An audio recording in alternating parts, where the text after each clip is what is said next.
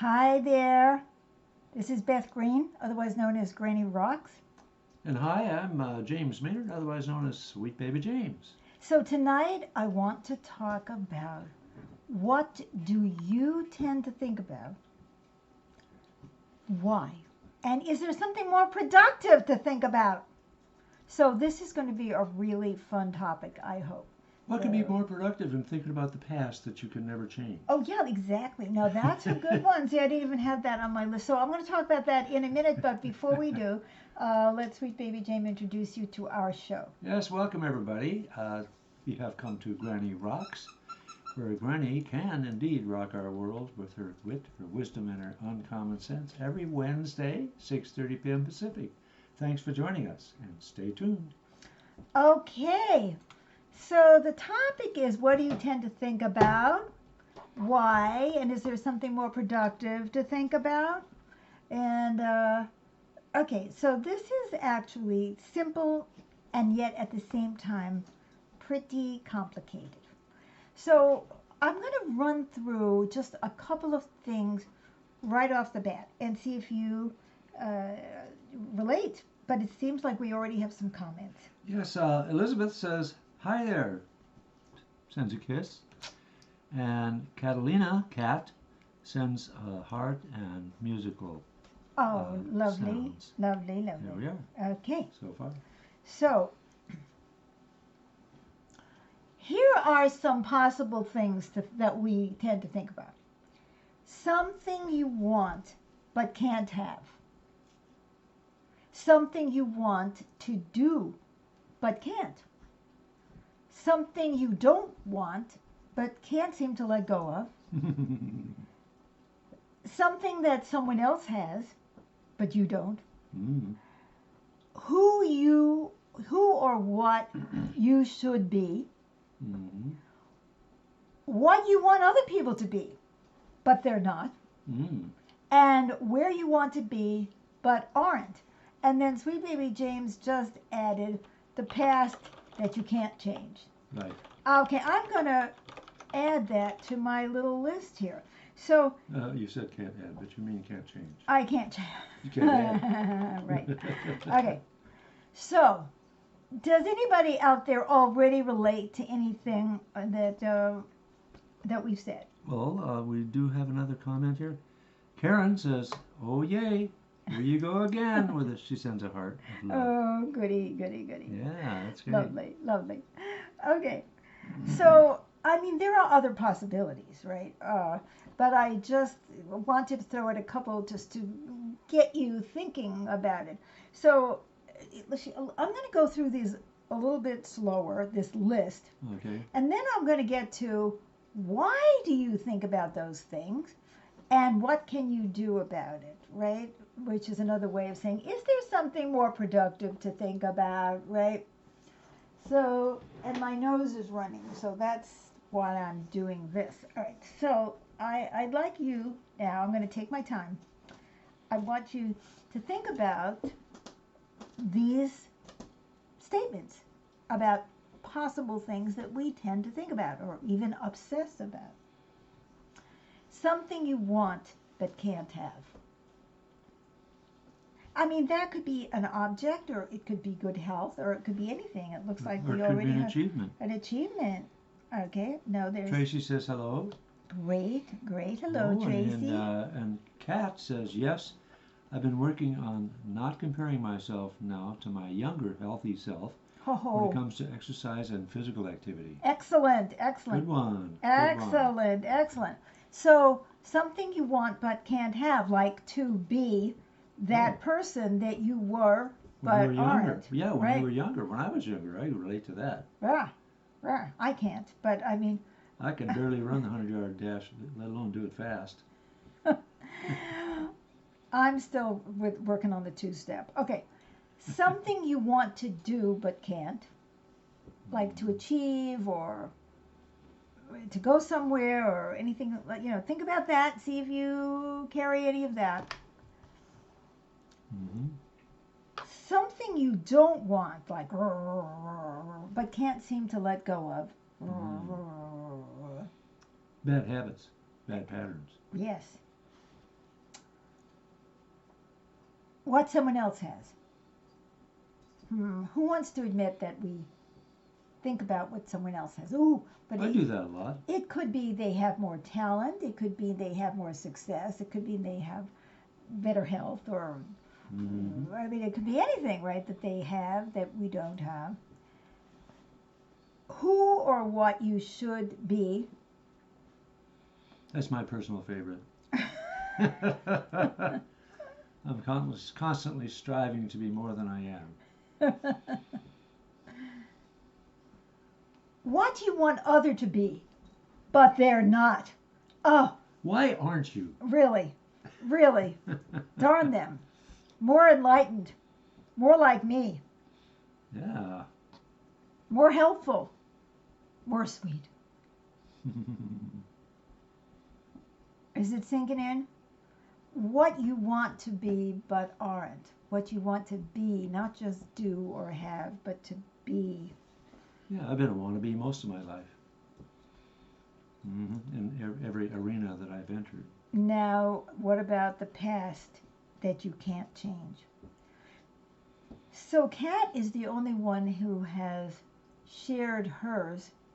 I'd love you to share with us as we go along which of these you identify with, or something else that you come up with. Now, the question that I'm asking is, why do we think about these things? Think about the amount of time that we spend thinking about these things. Think about the amount of intelligence, the gray cells, the time, the energy,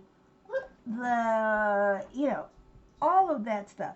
The life force that we are like squandering on these things. Anybody relate to that? Well, I squander a lot of time on these things. Well, there's the thing about the past. Yeah. There's the thing about wanting to be more than I am, wishing I were more like somebody that I admire. A lot of those things, they just come up a lot. Yeah, and that's a really interesting one. So, because when you're thinking about these things that you can't do anything about, you're not thinking about other things. Like problem solving. Like problem solving. Like, what is the problem that we're trying to solve? Right? Yeah. Like the very stuff we're talking about are problems we're trying to solve. That's right. And by the way, Richard says, hello, Beth and James. Hello, Richard. It's so good to see you.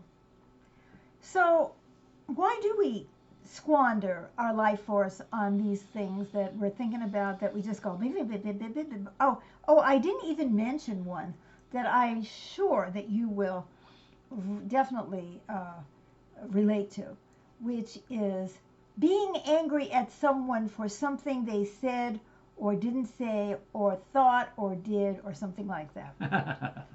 Oh my God. I don't know anybody who does No. that. So, I've been going through this slowly because I want to give everybody time to relate, right? So why do we do that? Well, one possible reason is that it's just a habit. It's just a habit to think about things, negative things, to think negatively about ourselves. It's just a habit, an ingrained habit. Well, think about the conditioning we've had. Yes. Like you got to keep the wolf away from the door. And it's a dog-eat-dog struggle of competition. And all those kind of things. In school, you got to strive to excel and compete. So you feel that you got stuck thinking about that because you thought somehow if you thought about that enough, you were going to be able to compete. Yeah, and do better in life. Okay. Well, as we know, that's really helpful. Oh, Richard says, as in nursing a resentment. Oh, yes, exactly. Ooh. Wait, it looks like I used to be more. called the CEO of resentment, but I'm glad to yield that title to you, Richard. And then Tracy, I relate to many of these and how it is a waste of energy. I even realize at the time that it is not helpful and I can't seem to stop. Ooh, okay. So this is good. And these two things that I really appreciate what Tracy has shared and what Richard has shared about this.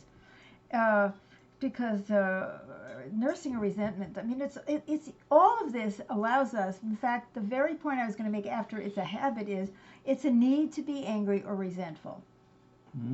Right? We need Yeah. to be angry and resentful, so we have to think about things that are going to rev us up. Oh, you can always Like watch politics. exactly. The I was news, going to yeah. say you can always watch the news. If all else fails, there's the news. Yeah, that'll get us riled up. Let's see. And Elizabeth says, ditto to what Tracy just said.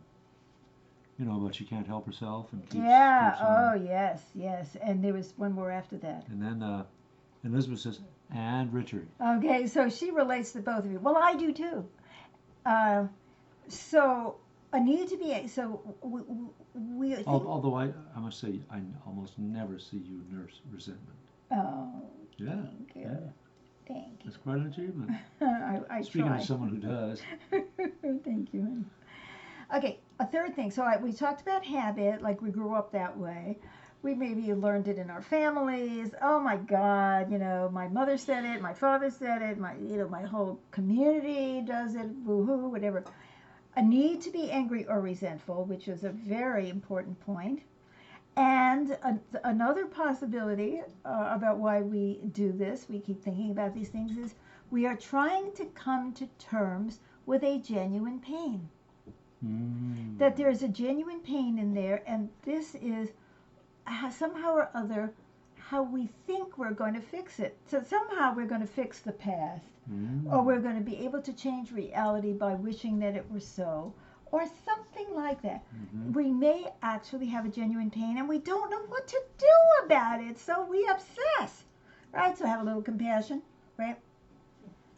Or a possibility is that we are trying to avoid doing something that we can do because we've spent all this time and energy Diverting ourselves. Yes. Into other things. And then we never have time.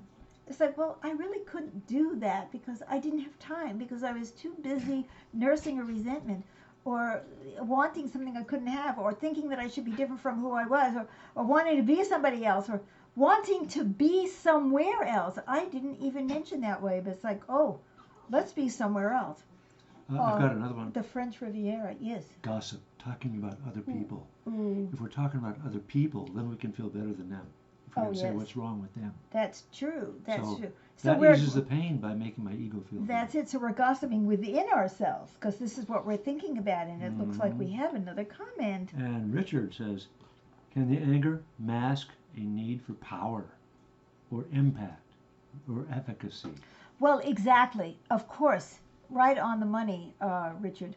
So I want to talk a little bit right now about what we can do about it, and it's going to relate directly to like the kind of question that Richard is asking. In the topic I said, is there something more productive to think about? Well, maybe there is. And that very much relates to this question of what can you do about it? Because you can't just tell yourself, don't think about the elephant. You have to give yourself something else to think about, right? You don't take away the puppy's, take it away from the furniture and just leave it with nothing. You have to give it something to chew on. We need something too. So if it's a habit to be thinking about these destructive, useless, self-destructive, mean-spirited, critical, self-critical, judgmental thoughts, if it's a habit, then we start by recognizing that it's a habit. We can even look at where we learned that habit. Is this something that we developed ourselves all by ourselves, or were we in some context where we developed that habit? Were you in a situation, in a social situation, in a class, situation? When I say class, I don't mean like school class, I mean working class or wealthy class or whatever it is. The environment in which you live, did it encourage you to develop that habit, or is it all you? And then create a new one.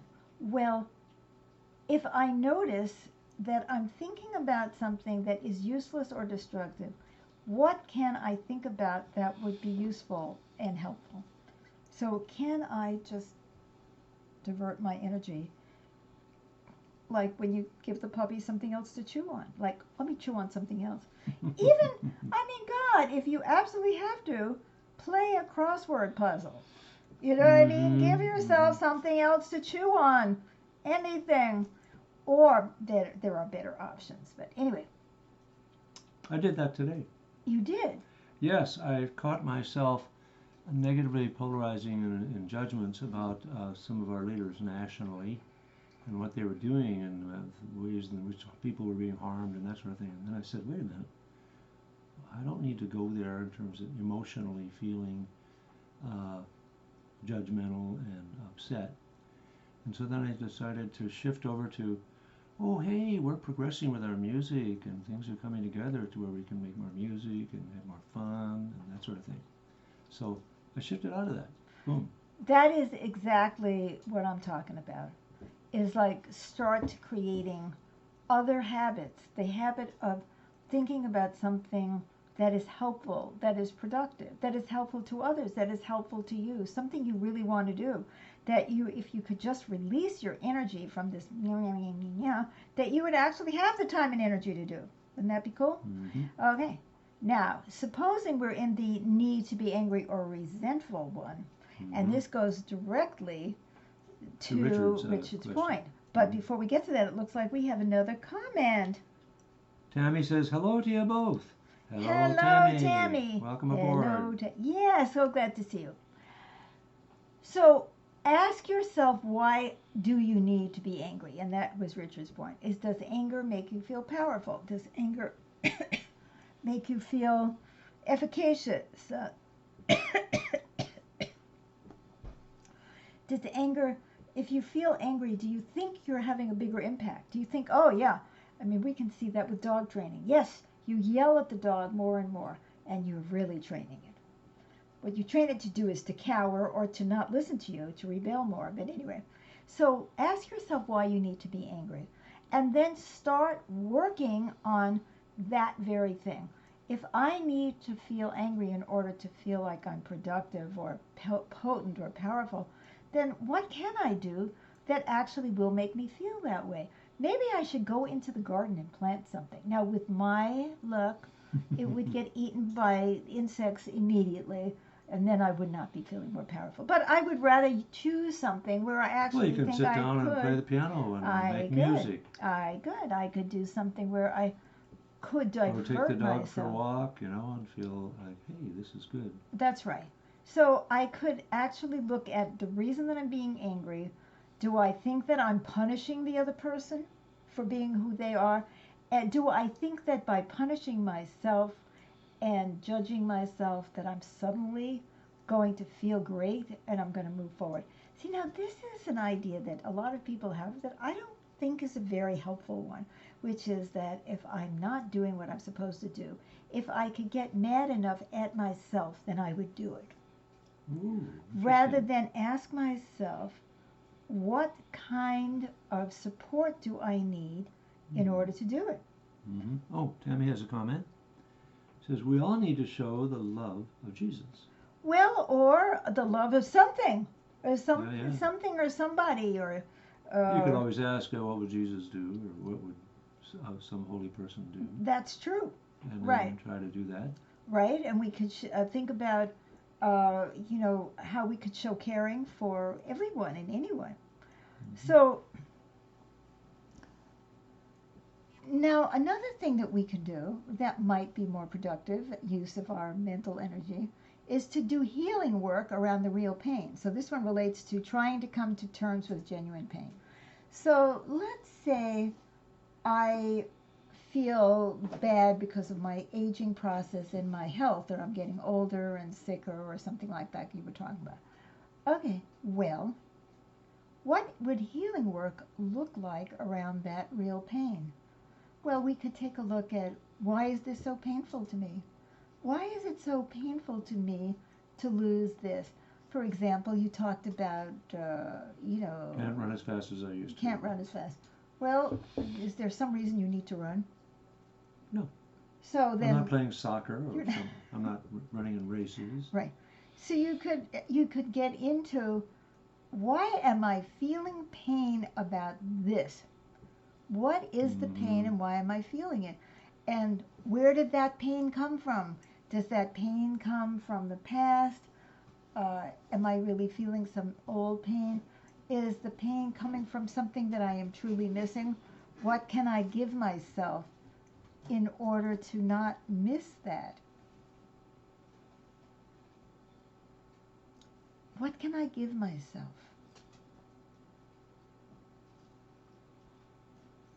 What can I ask for that will help deal with real pain? Or can I just reframe it and realize that I'm making up this pain like so many of us do, creating things to be upset about so we can be upset? And one other thing that we can do is to take a look at, because I had that last point, to avoid doing something we can do. Do we think about all this other stuff? Like, oh, I'm dreaming about my career as a superstar, a model. I'm going to become a 75-year-old supermodel, and you know, there probably are people like that, but I'm not going to be one of them. So, if I'm thinking about that, I'm not thinking about what I'm avoiding, which could be I'm not leaving a painful or abusive situation. I'm not taking care of my health. I'm not looking honestly at my life. I'm not facing up to things. So, here's one here. Richard has a comment. Is my mind creating another opportunity to be angry? Oh, totally, Richard. Totally. But also ask yourself, why would you want to do that? Because I think that there's always an avoidance, you see, when we're creating these opportunities to be angry or to be self-pity or something like that. Like, what else could we be doing? That's why I'm asking the question, is there something more productive to think about? So often there really is. You know, I almost did this show on the topic, what do you need to be happy now? And I'd like each and every one of us to give that a thought. What do I need to be happy now? You know, very often we are okay right now, but we have a fear about the future, and we think about that fear, and what that does is it steals from us that moment of being happy now. And we have a comment. Richard says, yes, exclamation mark. Excellent. Thank you, Richard. Excellent, Richard. What do you need to be happy now that maybe you're not getting, you're not asking for, you're not even looking for because you're too busy getting all tied up? The happier you are, the more relaxed. The more you are relaxed you are, the more smart you are, the more functional you are, the more able you are to do things that are productive and loving, going back to Tammy.